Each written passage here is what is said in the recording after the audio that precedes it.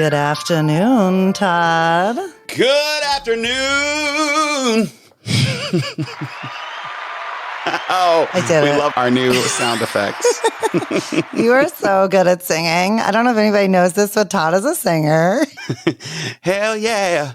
So how are you? How are you on this? It's actually, for the first time in a long time, it's not raining in LA. Oh, that's nice. It's so weird to think of that it's like, I can't There think was of a the tornado last time. in downtown LA earlier. Yeah, let's talk about that. So when you mentioned that earlier, and snowing. Snowing on the beach, where in downtown LA was this tornado? Did it destroy things? The way I found out about it was through TikTok, and I was like, excuse me. And then I went and looked at the news. It was an actual tornado in downtown Los Angeles, and there was literally a couch flying through the air. Stop. Yeah. So did it destroy like any buildings or anything, or did it just take a couch? It did, mess up a couple cars, and some people got injured, but it wasn't cute. It was like end of the world. I need to go look this up now. Because I don't know if I'm sure somebody took video, right? I mean, if there's a TikTok about it, it's got to be something, I'm not going to TikTok to look at it, but I'll look it up on the news. But no, other than that, what have you been up to? What have I been up to? I did a ship recently. I'm getting ready to go to Barbados in a week join a celebrity ship. So that should be fun. I'm going to try to get a tan, although I tried this time and... Yeah, what happened? I'm still Casper. I don't know what's going on, but at least I'm the friendly ghost. Yes, you are friendly Casper. I'm going to do that. And then I'm coming to Charleston. Yes. Which hopefully I'll be around for the Oxygen Ball again this year. Yeah, you better be. Yeah, I hope that will take place. But what about you? What are you up to? Well, I've been getting ready for said Oxygen Ball. Really on a roll with that. Feeling a lot better than when I was actually competing. So that's a little bit of a interesting twist. And then, we've just been really working hard on recording, getting all these guests and trying to make the best, show possible for all the people. So I'm, pumped about that.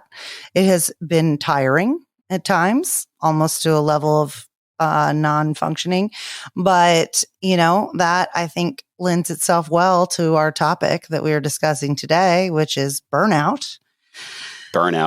Yeah, it's a real thing, dude. It's real. And I think anybody with any responsibilities or anything is going to relate to it. And, we have had another opportunity to bring back somebody that we've already had before. But this is why I love this so much, is that we get to build these relationships and have these experts come on and talk specifically about these things that we experience, we know other people are experiencing. So we got to see Joelle again today, and she got to tell us all about how we can stop doing this to ourselves, which is exciting. 100% Joelle Miletus. Yes. We're so happy to have her back today. I know. We get into it later, but she just gives such great advice. I think a lot of people are going to come away with this with some solid, practical steps to handling things. So could you go ahead and tell everybody a little bit about Joelle? Does not know about her? Absolutely, Laura. Joelle is a world-renowned international speaker, psychotherapist, trauma expert, and author of a TED Ed PTSD video with over 3.2 million views and available in 28 different languages. Her passion is mentoring, coaching, and supporting people while overcoming struggles that are keeping them from living a meaningful and balanced life full of fulfillment, joy, and contentment. By helping others see adversities as an opportunity to better themselves, she helps clients change their mindsets, achieve their goals, and create positive outcomes using post-traumatic growth. Her career highlights include being a guest speaker on ABC's 60 Minutes Beyond the Headlines, Switch YouTube live post, DoD's Hire Vets Medallion Award recipient, and several outstanding achievement awards for top female executive. Without further ado, we give you Joelle Miletus.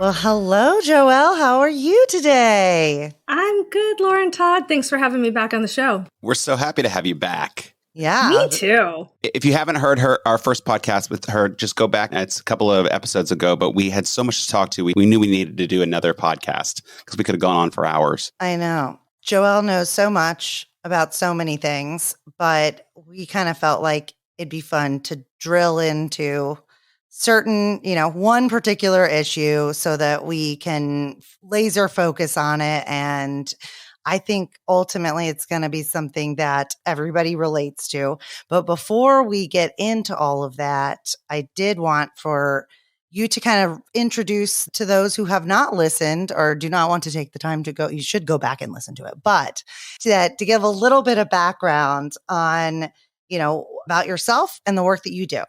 Sure. Thanks for asking. And yes, please do listen. It's an amazing show. But I'm a licensed marriage and family therapist, and I have a clinical PhD in psychology. I work under my marriage and family therapy license.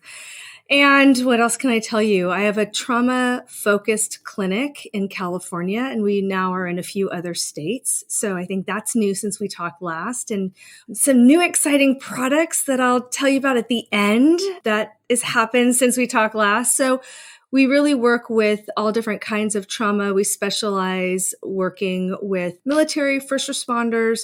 We work with a lot of refugees and people who have experienced war that are not necessarily in the military.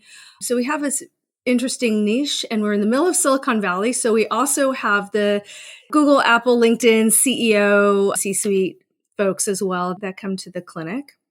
So that's the work that I'm doing now. And I don't know, I'm a retired ballerina after 22 years, decided to go into the field of psychology. So we could draw the dots on trauma. Well, we're always open to talking with you about anything and everything because you're amazing. But today we wanted to specifically to discuss burnout, which is, since it's something Laura and I have been experiencing lately. But can you explain to our listeners what burnout is exactly? Yeah, I think, especially now post-pandemic, most people that we talk to and that I just even hearing on other podcasts and other experts talk are experiencing this concept of burnout where we're working, more than we ever have before. We're working usually out of our homes, or most of us are still working out of our homes, and that kind of juggling between work and life. And if those that are raising families and starting relationships, ending relationships, all of this really impacts our happiness, right? And our functionality. So for me, I like to think about burnout is when our daily life and living and our functioning is starting to diminish, right? And a bunch of different things that happen. Some people report that they feel apathetic, or they have that kind of meh, like I always call it the Eeyore syndrome, right? It's sort of that wah, wah, wah kind of response, right? Other people, exactly, that one. Ta-da! And other people say that, they notice that they're irritable, right? They're not sleeping, their, diet, exercise, habits change significantly, their relationships change significantly, they feel less fulfilled. And so there's a lot of reasons that cause burnout. But for the most part, when we think about it, it's really when our life isn't just working for us the way that we want it to anymore. Yeah, I think it's a really good summation of that, because I think it can manifest in a lot of different ways that we will dive into. But I think a big thing for us to kind of differentiate between is just being stressed, and like kind of what's the difference between just being stressed and actually reaching that burnout period, and what would you personally categorize as excessive and prolonged stress that would lead to that? Yeah, it's such a great question and a little bit of a complicated answer, believe it or not. We think, oh, well, a lot of stress, you end up being burned out, right? There's two different kinds of stress. We have good stress and we have bad stress. So when we think about good stress, we think about things that are, for example, buying a house, right? Having a baby, starting a new relationship, starting a new job, all of these things, we kind of judge and we put that in the quote, air quote, good category, right? Because they're exciting times, getting married. And yet there's a huge amount of stress. We know that buying a house, starting a new job, getting married, becoming a parent are some of the most stressful life experiences that we can go through, right? So, and yet they're good times and it provides us joy, fulfillment, happiness. So we have these things that we call eustress or good stress. And then we have all of the stress that we are familiar with, all of the things that we put into this quote bad category, right? And so prolonged chronic stress can turn into burnout. It can turn into anxiety, right? Which is more than just worry. And it can move also into the body, and we have physical illnesses that can come from stress, right? People report, chronic fatigue syndrome, fibromyalgia, adrenal fatigue. So, and I'm not an MD. These are, heart attacks, right? Things like that come from prolonged stress. So burnout is more in this area of it's too much stress. Sometimes it's good stress is included in that category, right? So too much stress, mind, body, and soul, right? Our body can't take much more of it. We're in this constant cortisol dump and these stress hormone dumps all the time. Emotionally, we're fatigued, right? We're not getting enough sleep. We're fatigued in relationships, especially if we're dealing with toxic partners, right? Or toxic people at work, whatever that looks like. We're not able to balance the happy moments in life with the stressful moments, right? So we move into this state of burnout, and it does affect us mind, body, and soul. We just start to shut down. And so that's a little bit different than having something that is an acute stressor, which has a beginning, a middle, and an end. So if you think about buying a house, right, you buy it. It doesn't mean the stress of owning the house goes away. It's that the event has a starting point, a middle point, and an end point. And so with burnout, it doesn't map out. Yeah, like there's almost like a checklist with like those events, and then you're done with the checklist.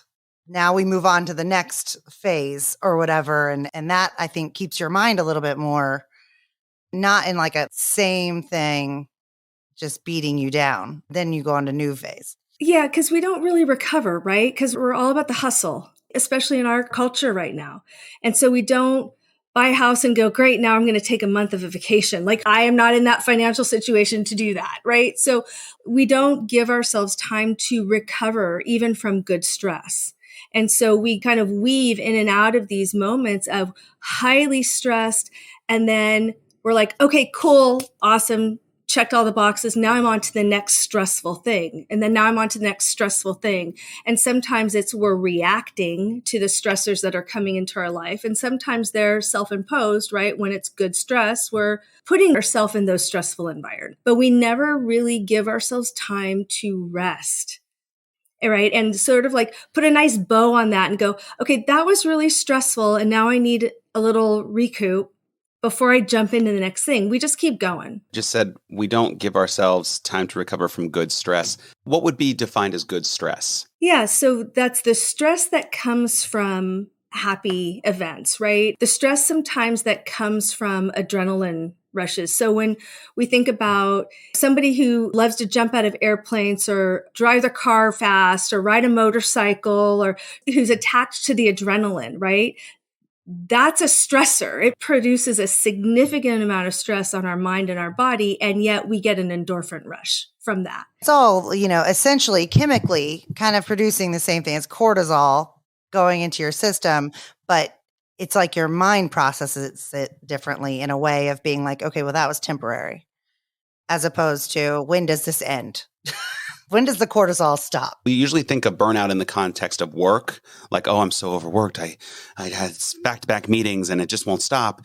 And then people are like, all right, I need a break. What other ways can we experience burnout? And what are the risk factors for some of these other kinds of burnout? Yeah, I think we can experience burnout, whether it's fatiguing in relationships, right? So burnout really in the sense of we fatigue, right? We get fatigued and we can't manage the situation anymore. So like, oh, I'm burned out at work, right? It gets to a point where I just can't manage all these meetings or all the demands or the pulls on me to do all of these tasks, right? I'm just tired. I'm tired of doing the work and I'm tired of engaging, right, in this way. And I'm not managing the rest of my life because of it. So if we take that same model, right, we can say, okay, well, what about toxic relationships, right? We all have frenemies. We all have people in our sort of acquaintance group that, it's the one toxic person. And after a while, you're like, why do I keep putting myself in this situation? Because all I do is walk away from these situations feeling crappy. And so that can be fatigue, right? It's burnout. I'm getting burned out of the same friend group where every single weekend it is drama, right?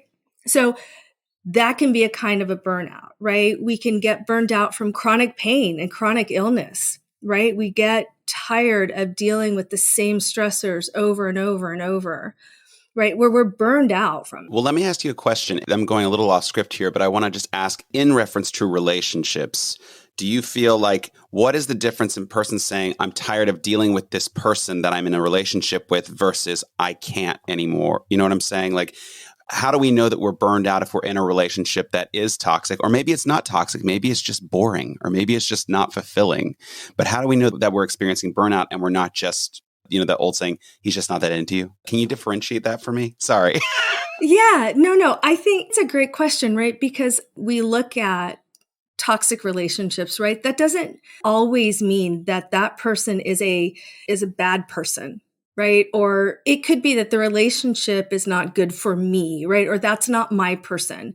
A lot of times when I talk to people that are going through breakups, we have this tendency to villainize who, we're ending a relationship with, right? And sometimes there isn't a villain in the story. Sometimes there is. Sometimes there's a very clear villain, right? And other times there's not. And so being able to contextualize, they may be a great person. They may not be your person, right? It's okay to still love somebody or be in love with somebody and say, I can't be in a relationship with you because the relationship is toxic to me, right? It's stopping me from being the best person I can be every day.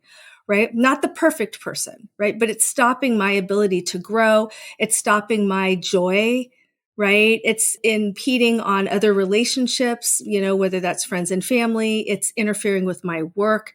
It's interfering with my financial, but whatever that is. Well, right? You can still love someone every day and still know that they do not need to be in your life. Absolutely. So burnout with relationships I see it a lot of times when people are in relationships with substance users, right? Or substance abusers, where after a while they're so burned out, right? Of like, I'm tired of going to Al-Anon meetings. I'm tired of understanding. I'm tired of being supportive. I'm tired. And we take that on as I failed at this relationship. Right? Instead of saying like, I'm burned out from emotionally being available and on, right? All the time. And that also kind of reminds me, like when we were prepping for this, I was, looking at all the different kind of the ways that this can manifest. And I saw a lot of references to, compassion fatigue, that a lot of people that are in like jobs such as being a caregiver or even being a caregiver at home, that can cause this kind of, I'm just tired of always having to put these other people first.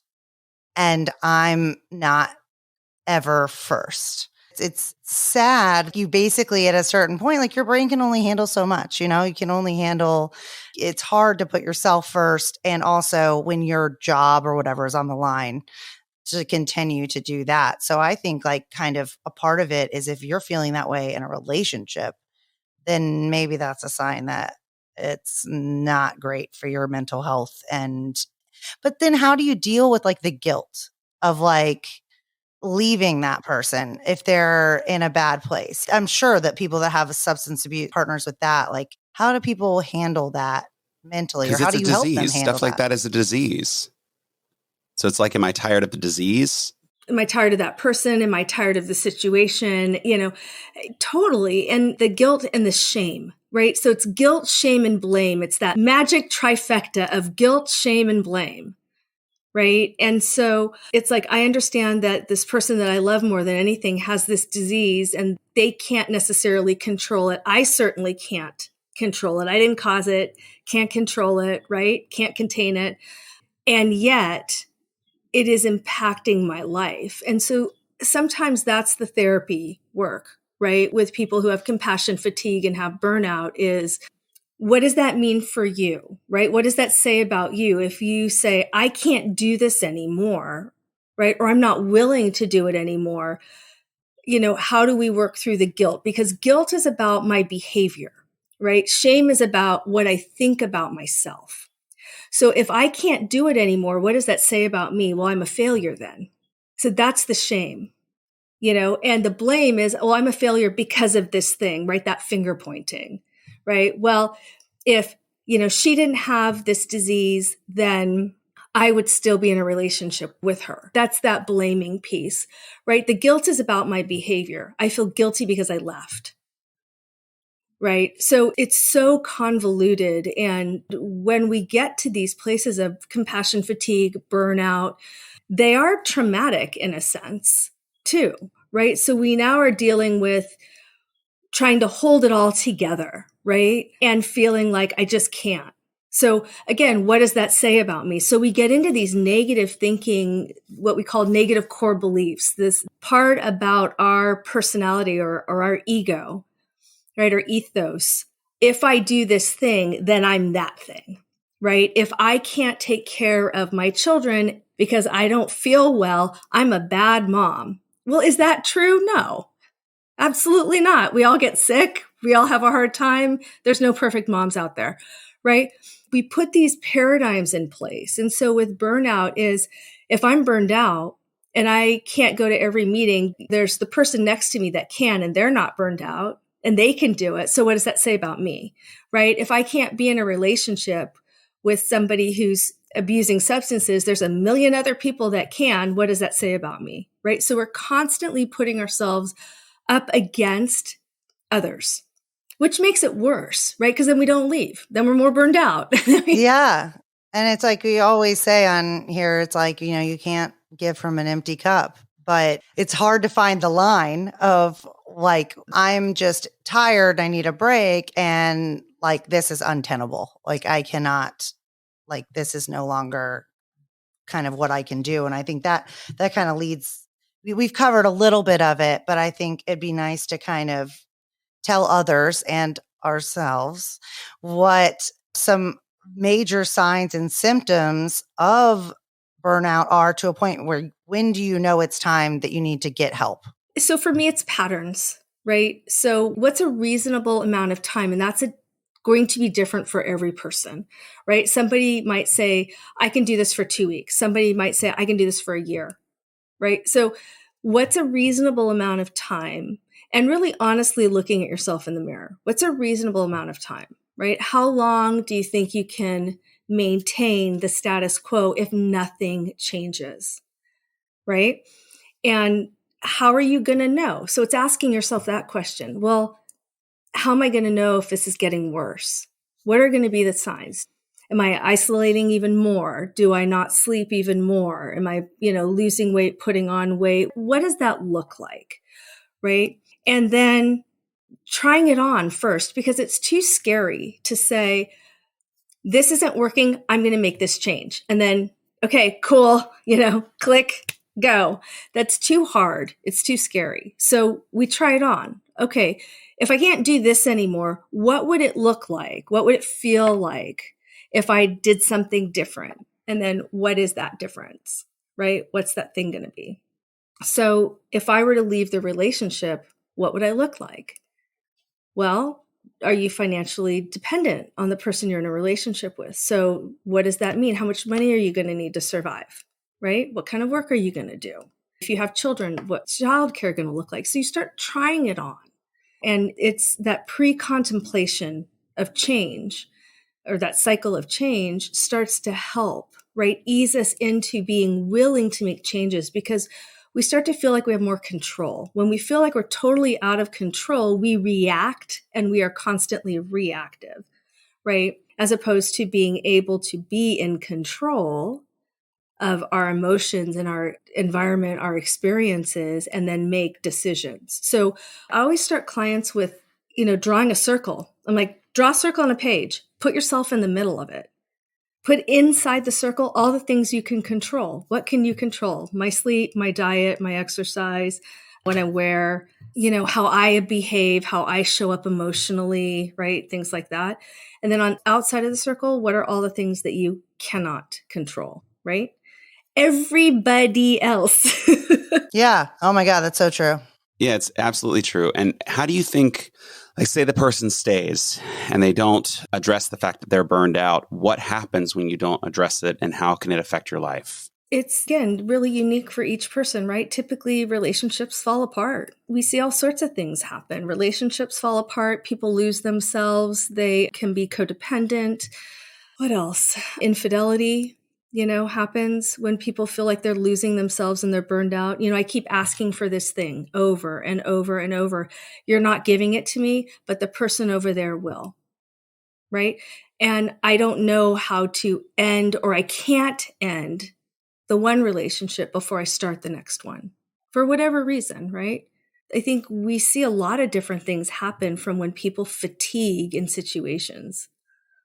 Same thing with the job, right? Yeah. And I think a lot of the things you mentioned before is like it starts to manifest as anxiety or fibromyalgia or any of that, where you are trying to like white knuckle it through because you can't see a way out. And then ultimately it's going to come out some way. Like there's no way to just continue on in that direction. And so I think it's great what you said about like kind of what are the things you can control and what can't you control. It's almost like also making like a pros and a cons kind of list. And it may even almost be that simple at times, I think, to be like, well, because almost on paper, you see it and you're like, okay, I'm literally doing this just because I feel bad about, hurting somebody's feelings or something. But at the end of the day, if this ends in you then ultimately still hurting their feelings because you just keep pushing through, or it ends and you ultimately end up becoming ill, then what's the benefit to that? I think that that's a really good way of looking at it. And what's our responsibility too, right? Like what's our responsibility for somebody else's emotional response or for someone else's life? At what point do we say, I can't fix this. It's not my responsibility to do so, right? This person has to help themselves. That's so difficult to say to your partner. Like your trauma is your responsibility, your response to whatever is going on in your life, or anyone, partner, a friend, a family member. It's hard to have them to say, you need to look in the mirror and you have to fix this. I've done everything that I can and I have nothing more to give you. But I think people get to that point. Yeah, especially when somebody, like I kind of have recognized this now, is that a part of my identity has almost been formed around being like a fixer.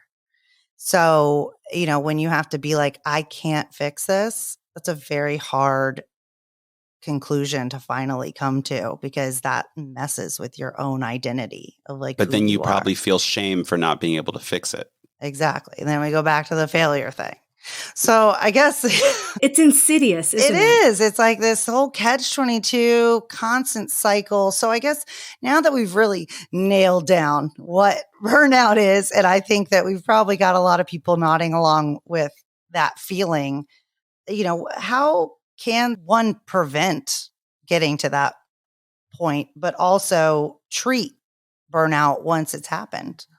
Yeah. So, prevention is, kind of this pre-COVID, pre-pandemic, work-life balance was sort of this catch-all phrase to try and prevent burnout. There's a lot of truth to that. And then we all started working and parenting and being teachers and doing all of the things that we have to do under one roof, which was awesome, right?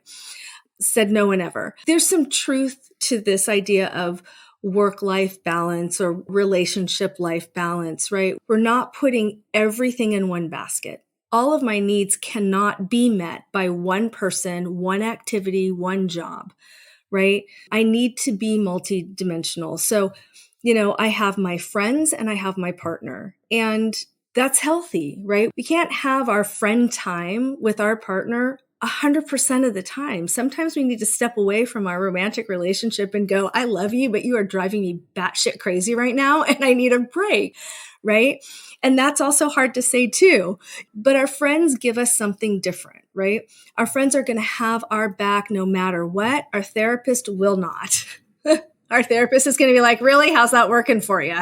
You want to keep doing that behavior, right? So being able to not lose ourselves in one thing, right? So that we're multifaceted, that we get, the quiet time that we need, whether that's reading, whether that's watching your favorite show, whether that's being out in nature, if you're a pet lover, whatever that alone time is.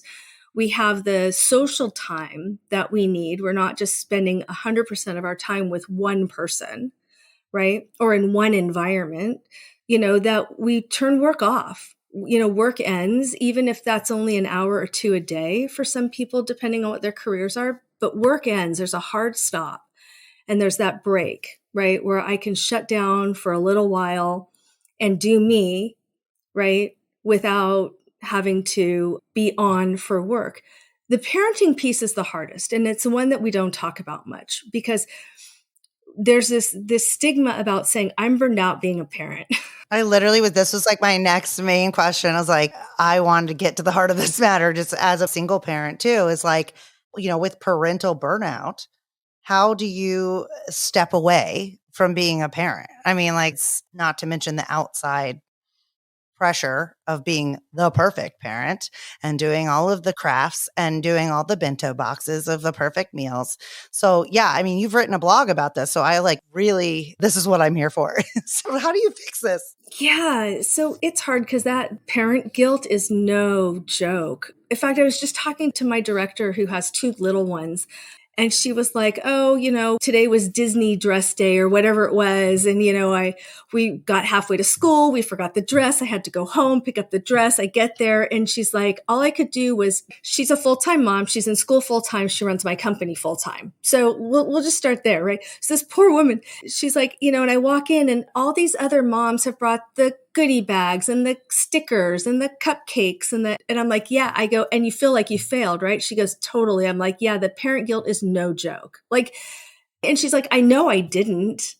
And yet we feel that. I wasn't at my kid's 21st birthday last weekend. Should I be? No. But then I feel like I've failed as a parent because I missed this milestone birthday, right? So this kind of stuff, it's real, and understanding that it's real and we're allowed to feel that, right? And then moving forward from it is really important. That helps with some of that burnout piece. I think giving ourselves permission where based on your socioeconomic ability, right? It's okay to say, I'm going to put baby with a sitter, with a family member, with a friend where baby is safe, and I'm going out with my friend for a couple of hours. Even if it's, I'm going to go out with my friend for a walk around the block for 30 minutes and grab a coffee, right?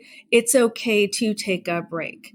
It's okay to have strong boundaries with the kids and say, I love you more than anything. You are the best kids in the entire world. And it is time to go to bed because mommy needs a break. It's easy to say, right? Hard to do. Well, I think a big thing, because I'm pretty loud about this with my friend group, because I think that a lot of my friends, y'all know who you are, put too much pressure on basically being that there all the time, beck and call, don't want their kids to feel, and I'm not saying just my friends, a lot of moms, because, comparison, the thief of joy, it's always going to be kind of this competition of who's doing it better. You always feel like this one, these other kids are getting more attention than your kids are getting.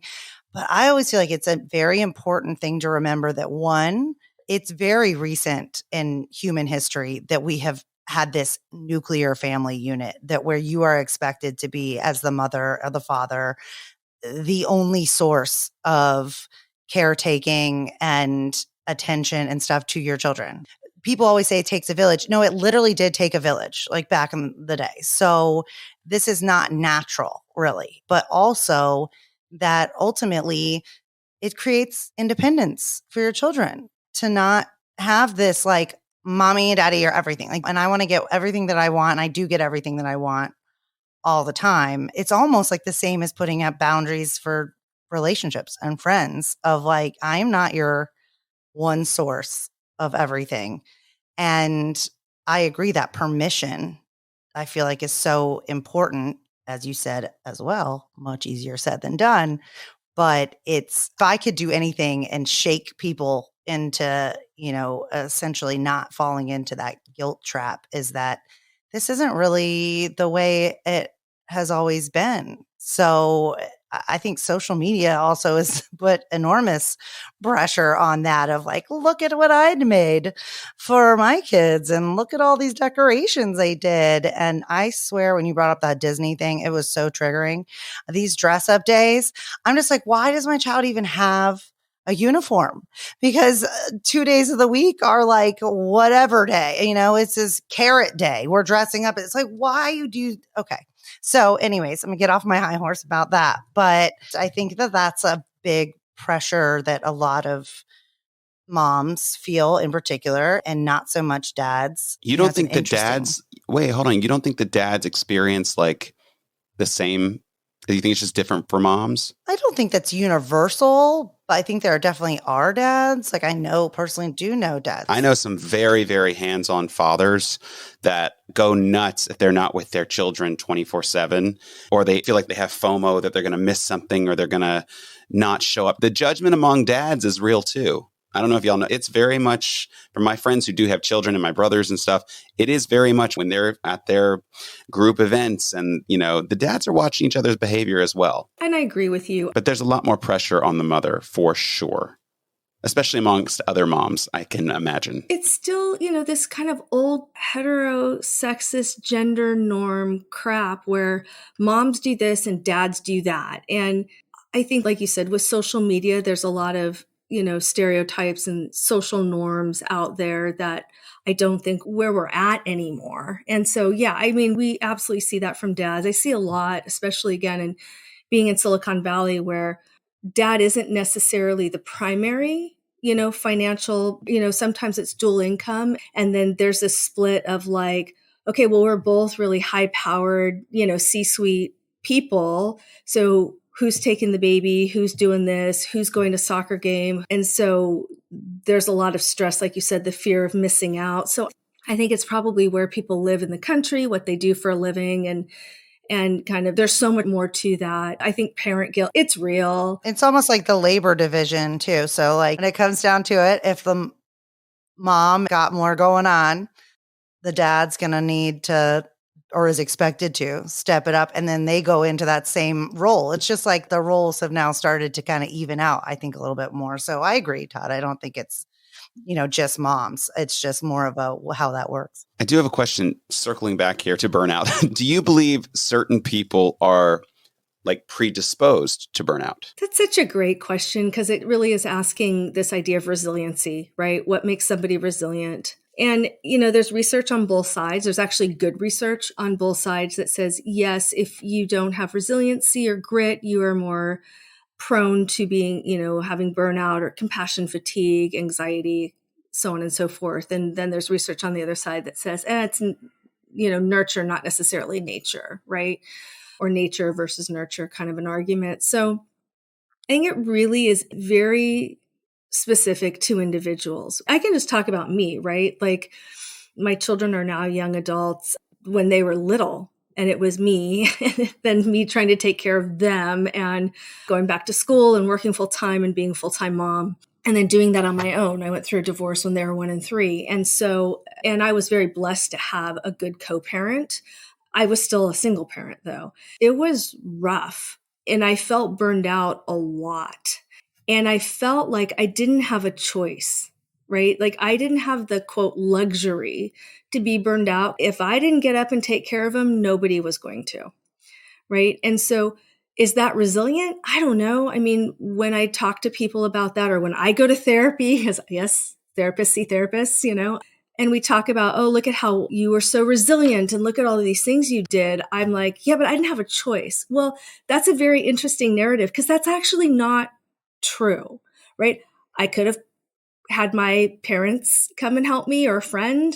They could have gone to their dads that day. There's all these things that could have happened, but my narrative is I didn't have a choice. And so I kept doing it, right? And so I think some of it is about our value and how we see ourselves, right? And this idea of, are we open-minded, strong, resilient? Is that how we see ourselves? In which case we're going to keep pushing through until burnout smacks us in the face because we don't catch the signs of like, God, I'm really fucking tired. I am really tired and I need a break. Because we're like, I can do it. I'm strong. I'm resilient. And so I don't know how helpful that is, right? Where other people will say, I'm not resilient at all. And it's like, yeah, but you wake up and you go to work every day. Their internal monologue is, but I'm not resilient. It's like reframing. Like you just have to kind of reframe how you see the situation and be open, I think, to alternatives as opposed to what you just got fixated in your brain of what is the best partner, who we see as the best parent or even worker. Like, I mean, I think there's a lot of people that there's sometimes external expectations, but a lot of it's internal, especially people that are like CEOs or whatever. It's almost like everything's got to be bigger, better. Let's keep going, going, going. And with that kind of house analogy, like just take that and times it by like your life as opposed to just a house. I know the feeling on all the sides. So I think it comes down, I think, a little bit to that same permission, like that you're allowed to feel that way. But if you don't make a change about it, then, what are we doing here?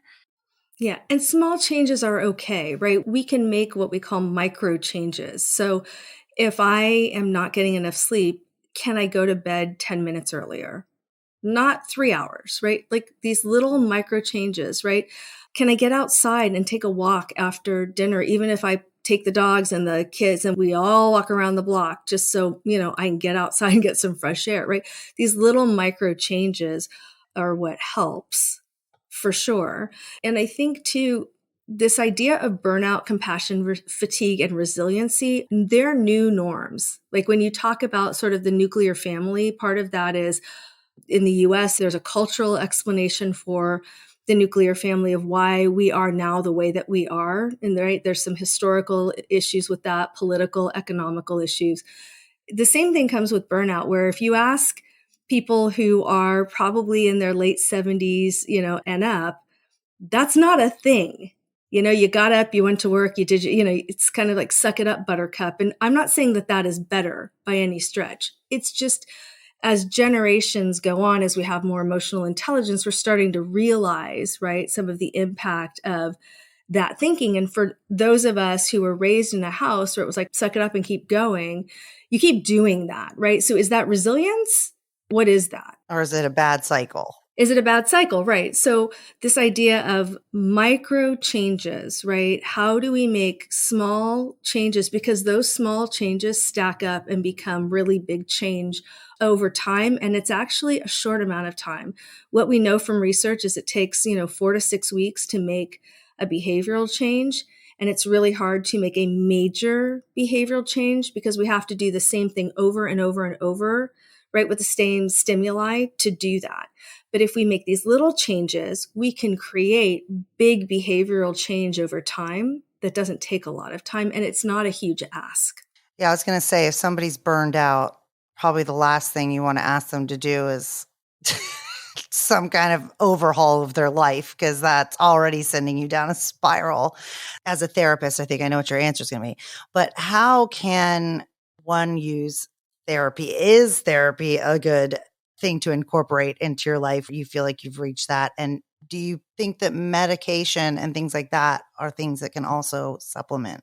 Yeah, so I think this has kind of been the theme for today, is it really depends on the individual. Therapy, coaching, Reiki, chiropractic, acupuncture, medication, whatever someone's orientation is holistically. And I hear a lot of times, oh, that's just a placebo. And I'm like, I don't care. Is it making you feel better and not hurting anybody else? Are you not hurting yourself and you're not hurting anybody else? If that works for you and you want to call your astrologist and that makes you feel better and you feel like you are functional and you are not hurting anybody, like, cool. Like, isn't that what we all want? Is something to make us feel better, right? So sure, therapy helps because it helps us get out of the patterns of why we get stuck and how we get stuck. And it makes us do a really deep dive, right? Coaching is more solution oriented. What's happening now and how do I get from A to B, right? So coaching helps me move from where I'm stuck now to where I want to go. Addressing it from a body perspective, whether that's acupuncture, more holistic work, a naturopath, medicine, things like that. We know it works. All of these things work. So really it's pick something, right? Usually burnout starts with, like I keep coming back to sleep, right?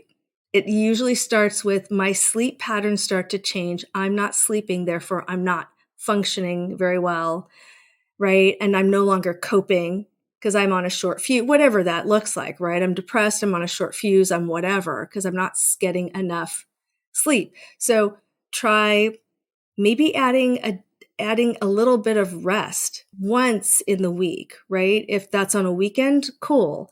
If that's going to bed a little early, cool. If it's been binge watching your favorite show and not opening up your computer or your phone, cool. Like, just try something, even if it's once, right? And see how you feel. I don't actually say, do you feel better or worse? I say, do you feel lighter or heavier? Because sometimes making change is very painful and I don't actually feel better. I don't feel better leaving a toxic relationship. I actually feel worse, right?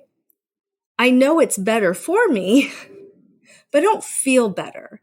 So then it's like, do you feel lighter? And most times people will say, I feel so much lighter, even though I'm going through this heartbreak and it hurts, right? My body feels lighter. Emotionally, I feel lighter. I'm sleeping a little bit better, right? Even though I'm grieving. So I look at that. How do you feel in your body? How do you feel in your mind? How do you feel emotionally? Lighter or heavier? That's such a great way to look at it. I mean, even just you breaking that down, like if you leave a toxic relationship, do you feel lighter? It's like, yes, but you probably feel like shit. But you feel But your free time, like the amount of time that you're having to devote to that toxicity is now dramatically reduced. So, you don't have to worry about that aspect of it anymore. And I think almost even getting over that hump of like saying it out loud, of like actually saying this is not good for me. And even though you can still grieve and mourn that, it's still, at least that one little part is behind you. That thing that you've been building up in your head this whole time, that's like the scariest aspect of it, is over. And doing that practice, right, or the rehearsal. So it's like, go in the car if you're contemplating whether or not you should be in a relationship currently, right? Go in your car, find a place where you can be completely alone and talk out loud, have the conversation. What does it look like if I leave? What does it look like if I stay? What do I actually want? Like, write it down and then throw it away. Don't put it in your phone. Just actually take a pen and a piece of paper. And then there is something really cathartic. Actually, DBT, dialectical behavior therapy, has you write stuff down and then rip it up. There's something very cathartic about ripping paper. And I'm going to write that it down right now and then rip it up. But I mean, actually, I'm going to write it down and actually do it. With clients, I joke and I call it my I hate you letter. But one of the homework assignments I give clients is, it starts with, I hate you because, and then you fill in the blank and you write until you have nothing else to say. And I don't care how ridiculous it is. And I wish I could take credit for this, but I learned this in psych school in the early 2000s, right? And I remember writing this letter to this one person, and I think it was about 10 pages. I know, obsessive. I remember writing in there, I hate you because you can't spell. I hate you because you don't like cheese. And now every time I tell this story, I still laugh, right? That's where it got to this point of being ridiculous, until it was just this complete emotional release, right? That cathartic release and I just sobbed and sobbed and sobbed. And then talking to my therapist about this and handing her the pages, and she goes, don't give them to me.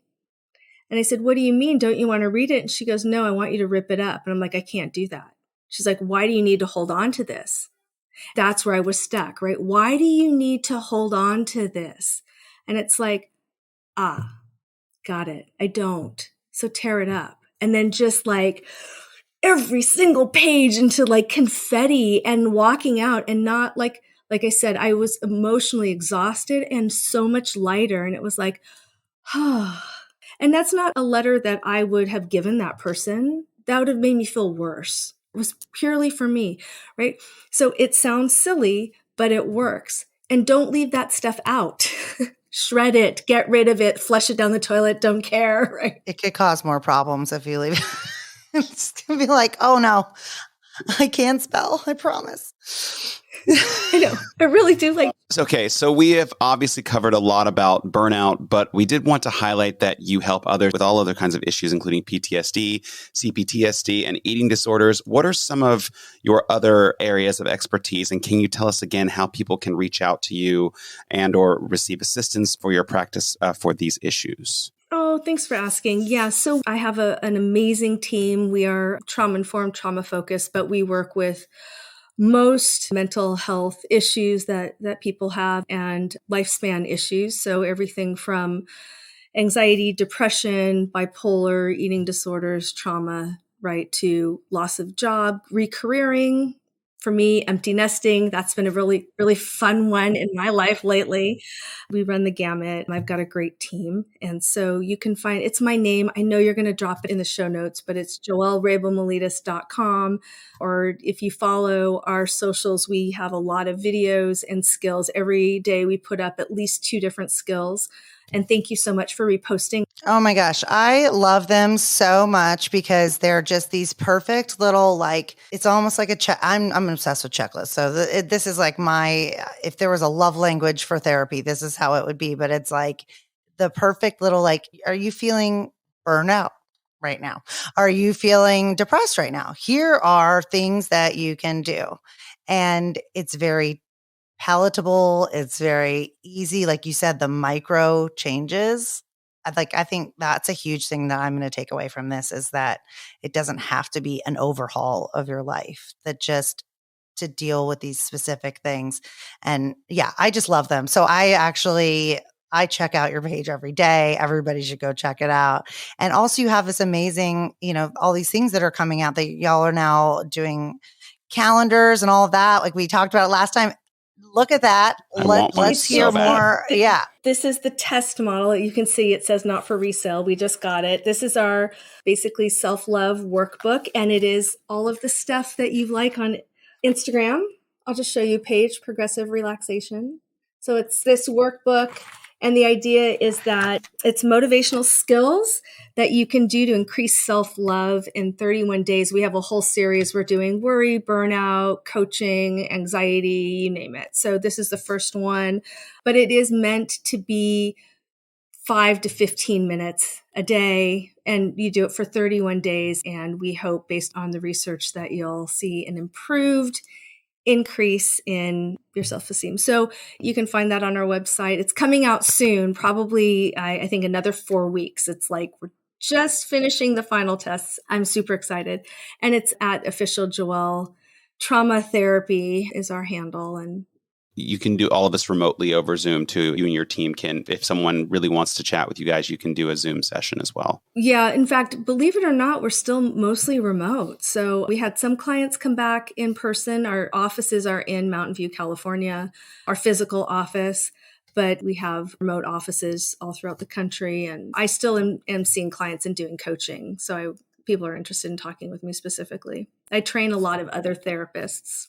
Oh, cool. Yeah. Well, I think I'm super pumped for that workbook. I'm going to be all over that. I'll mark that in my Joelle calendar, the self-love calendar, and then come back. Yeah. So I would love that. Please send me one. Oh my gosh. And I will. And maybe I will update everybody as I go through this journey of self-love, because I know it's just like 15 minutes a day. People spend far more than that just scrolling through nonsense on Instagram. So it's kind of that whole, like, the payoff thing, the balance. What's really going to, at the end of the day, going to give you more? And I think that definitely seems worth it to me. But, we could go on forever and ever, as we know, and has been shown multiple times now. But as you know, we like to do a question of the day at the end, our little tradition. So we have one today, and I just kind of wanted it to be a little bit like totally unrelated. But if you could have any superpower, what would it be, Joelle? Oh my gosh. You know what? I think that's also in the workbook too. I should know the answer to this question. That's how you figure it out, is after 31 days, you know what your superpower is going to be. I know what my superpower is. If I could have any superpower, what would it be? That is such a good question. I think for me, it would be, speaking of resilience, I think my superpower would be resilience, where I could do the work that I love doing and not necessarily take it home with me all the time. or not feel like I'm burned out, or not take everything so personally. Full circle. All the things. No, I think that that's a really good answer, though, because I think we've learned just from this podcast, and we don't do this nearly as much as you do, but it is easy to kind of absorb other people's trauma, and we don't even know it sometimes in the moment. It's like later we're like, oh my God, that was so heavy. Like I can't, like, wow, we need now to go to therapy to deal with talking to people about the therapy. So I can't imagine doing it day in and day out. And you clearly are you're killing it, but definitely don't want you to reach any kind of point of burnout because we need you. So I think that's a great answer. But anyways, yeah, we are just so happy to have had you on. We want you to come back. We want to get updates about the book, about everything. We'll have all the links to all the things. And again, we just can't thank you enough for Such coming a pleasure. on. And we hope you have. Thanks for having me.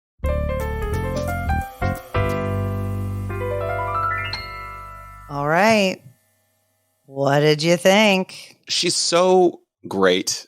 She's so smart and so articulate. And so I feel like she gives practical therapy, like things that I can see myself actually doing, which is probably why she wrote the self-help book that's coming out, or self-love book, I should say. We were just talking off air, you know, like you brought up the micro changes was really impactful. I told her when we got off air, like guilt, shame, and blame, that trifecta was really huge for me. And then I realized that you can probably prevent burnout if you recognize that it's starting.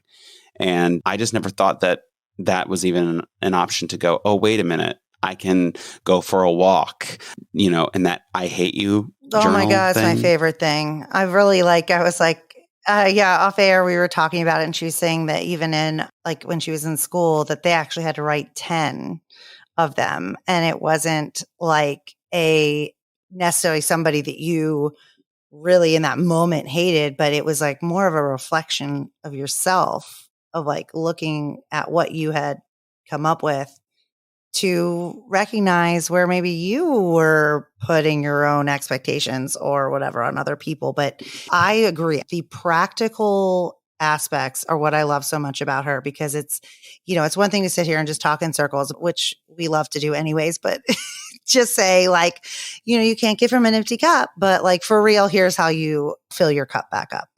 And this is why you are thinking this way. And here is an idea of something that will, and that's why I love her Instagram and why I share so much of it, because it's practical advice. It's not just like a quote. And she talked a lot about nothing that I can relate to because I'm not a parent, but the parental guilt. That is a real thing that, you know, men and women both alike do suffer from it. And I can imagine that if you can't be somewhere for your child, or you yourself just need a break, I need to go and I need to get out of the house. I need to go see a friend, or I need to go hang with my mother for an hour. I need to go hang with my father, whatever, a friend. That you don't need to feel guilty if you need a break from your kids. Because sometimes you need a break from your kids, but you also need a break from your spouse, your partner, your boyfriend, your girlfriend, a best friend, whatever it is. You just might need a break. It doesn't mean that you don't love them, but everybody can drive everybody crazy. Yeah, I really loved that she said, you know, and I could go on about the parent thing forever. And I do first want to thank you for bringing up the fact that it isn't just moms. I definitely wholeheartedly believe the same thing can happen with dads. It's just traditionally that's kind of been the way it is. But no, I don't think it's a singularly a mom thing. But I love that she brought up the fact that the best way to kind of prevent it is to have a multifaceted life, to not put all of your eggs in one basket and say, okay, I need my job to make me happy, or I need my spouse to make me happy. It's like every part of your life has its own little part to play. And in a way, take a break from that other thing. Because then that takes the pressure off of not only those people you have a relationship with, like for them too, but also for yourself to take a breather, and then you appreciate it more, you know, because it's not all the time. Exactly. Burnout, I think that everyone listening to this podcast has probably experienced it at one point or the other, especially if you're a millennial. I think at this age. It's like our expectations of what we're supposed to be doing is absurd. It's insane. I think our generation were, like she said, we were just of the generation that's just like, get over it. Like, shut your mouth and get on with it.